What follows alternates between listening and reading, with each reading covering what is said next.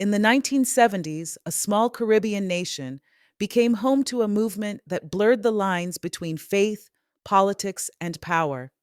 It called itself the House of Israel.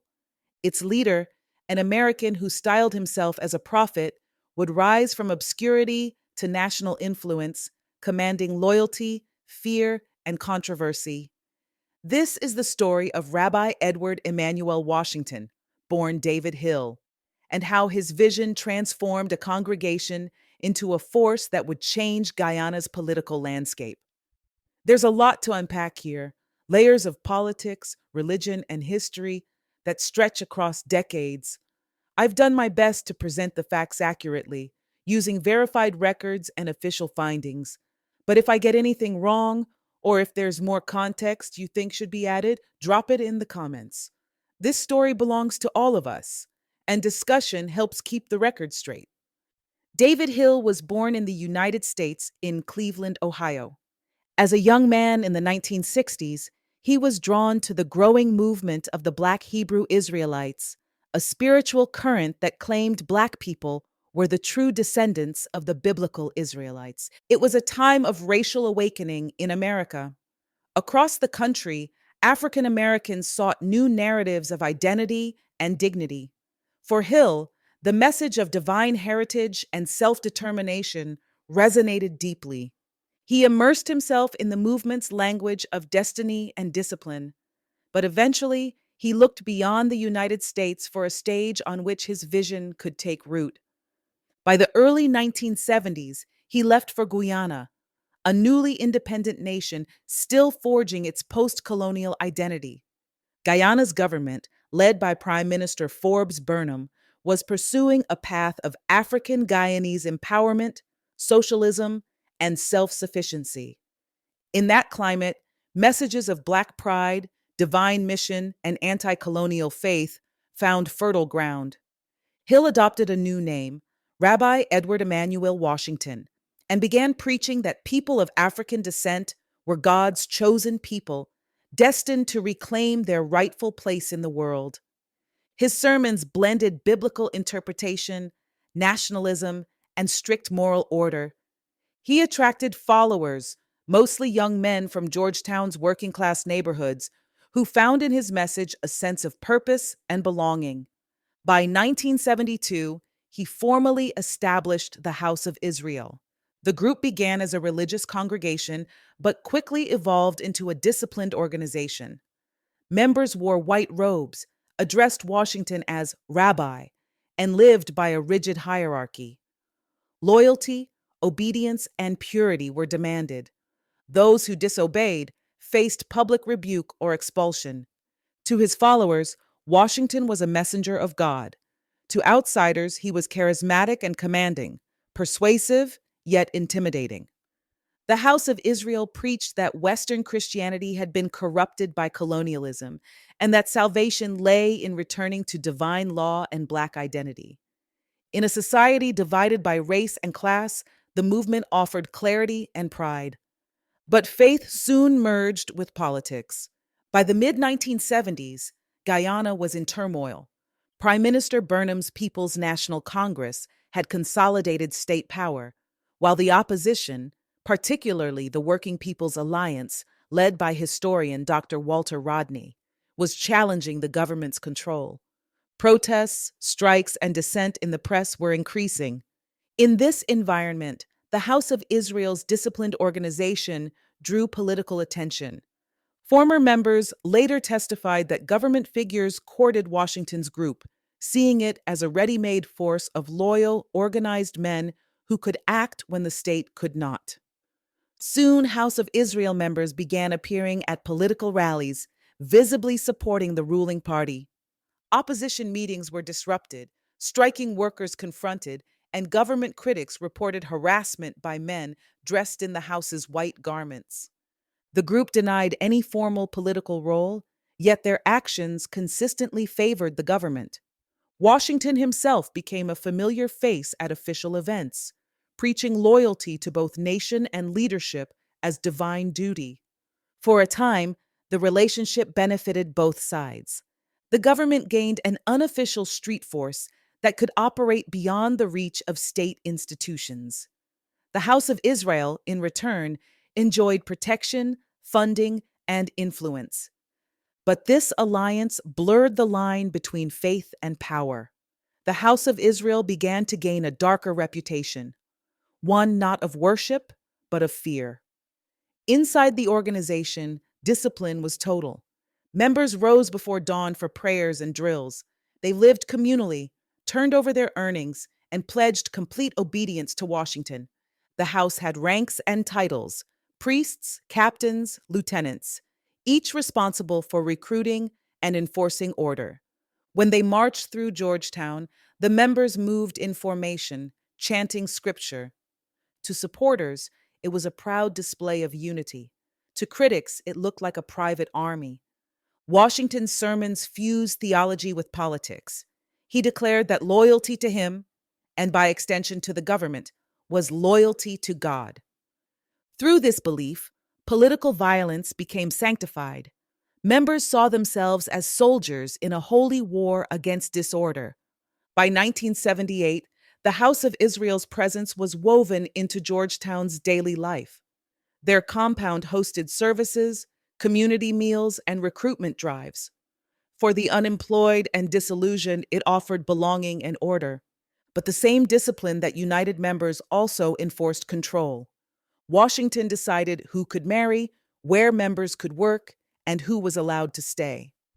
Defectors faced ostracism or threats. Meanwhile, opposition leaders like Walter Rodney and his Working People's Alliance faced increasing danger. Rodney's message of unity between Afro and Indo-Guyanese communities alarmed the ruling establishment. Meetings were often broken up by men in white robes. The group's reputation as enforcers became undeniable. Then, in July 1979, violence erupted. During a protest in Georgetown, Father Bernard Dark, a Jesuit priest and photojournalist, was attacked and fatally wounded while covering the demonstration. Eyewitnesses identified House of Israel members among the assailants. The killing shocked Guyana and drew international attention. One member was convicted of manslaughter, but many believed the organization acted with impunity, protected by political ties. From that moment, the House of Israel was no longer seen as a church. It was viewed as a paramilitary arm of the state. By 1980, Guyana was on edge. Economic decline, political repression, and public fear defined the era. At the center of the storm stood Walter Rodney, historian, activist, and leader of the Working People's Alliance. Rodney had returned to Guyana in the mid-1970s after years of teaching across Africa and the Caribbean. His scholarship and activism challenged colonial structures and authoritarianism alike. He argued that liberation was not only political, but intellectual, that Guyanese people needed to reclaim their own history and voice. Rodney's movement united workers, students, and ordinary citizens under a banner of equality and democracy. To many, he represented hope for a more just society. To those in power, he was a threat. On the evening of June 13, 1980, Georgetown fell silent. A single explosion shattered the night. Walter Rodney, age 38, was dead, killed when a device disguised as a walkie-talkie exploded in his car. The man who had given him the device was a sergeant in the Guyana Defense Force. He vanished within days. The government claimed Rodney's death was an accident, that he had been experimenting with explosives. Few believed it. Opposition leaders called it assassination, the culmination of years of state-backed repression. Fear gripped the country. Activists went into hiding. Meetings were canceled. Journalists were threatened. The House of Israel was not formally accused, but its shadow loomed large. For years, it had acted as an informal arm of state power. Former members later alleged the group had helped monitor and intimidate Rodney's supporters in the months before his death. Inside the House, Washington urged calm and loyalty, calling the tragedy divine judgment. But discontent grew within his ranks. Some questioned his closeness to the authorities, As outrage mounted, the government resisted calls for a full investigation. The official story that Rodney had caused his own death became state doctrine. The Working People's Alliance fractured under pressure, and dissent faded from public life.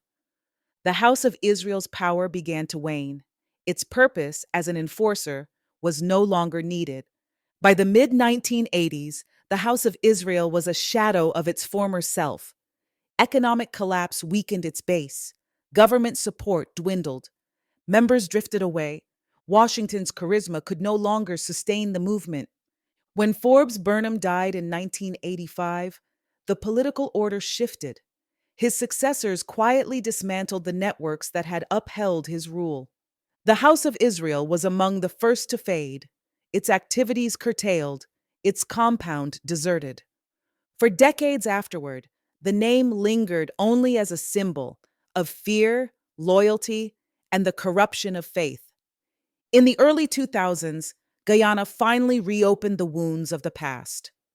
A commission of inquiry into the death of Walter Rodney was convened, the first official attempt to confront what had happened. For the first time, former members of the House of Israel testified publicly. Their words confirmed what many had long suspected, that the group had acted under political direction, disrupting meetings, intimidating opposition, and working in coordination with state officials. They spoke of payments, weapons training, and missions ordered in the name of loyalty. The commission's findings were clear. Walter Rodney's death was a political assassination, executed through the machinery of the state, aided by networks like the House of Israel. By then, Rabbi Washington had long left Guyana. His whereabouts were uncertain. He never faced charges, nor offered public defense. The once powerful prophet vanished into obscurity. The House of Israel's fall did not end Guyana's struggle with division, but it left behind hard lessons. It exposed how faith can be manipulated by power, how loyalty can replace truth, and how religion, when fused with politics, can justify oppression. Walter Rodney's death became a turning point, forcing Guyana to confront the cost of silence. His ideas outlived him, spreading across the Caribbean and Africa, inspiring generations to challenge injustice. The House of Israel, by contrast, faded into history, a cautionary tale about what happens when spiritual leadership becomes a weapon of the state. In the years that followed, Guyana began to heal. Democratic reforms returned. The press reopened. Civil voices grew louder, but the memory of those years remained. In classrooms and public debates, the Walter Rodney Commission's findings are now studied as part of Guyana's reckoning with its past. The story of the House of Israel stands as a warning that faith, once entangled with unchecked power, can become its own form of tyranny. Walter Rodney's life ended violently, but his vision endured. He believed that truth and solidarity were stronger than fear, and that a nation's freedom begins with knowing what truly happened. The House of Israel's rise and fall reminds us that even the purest ideals can be corrupted when devotion turns to domination. This is the legacy Guyana continues to reckon with, one rooted in faith, shadowed by power, and defined by the struggle for truth. Thank you for following this story with us. If you found it informative, please subscribe to Caribbean Files, like this video, and share it with anyone interested in Caribbean history and true crime. Leave your thoughts and questions in the comments. We want to hear your perspective and continue the conversation about this complex chapter of history. And don't forget to turn on notifications so you won't miss our next investigative documentary.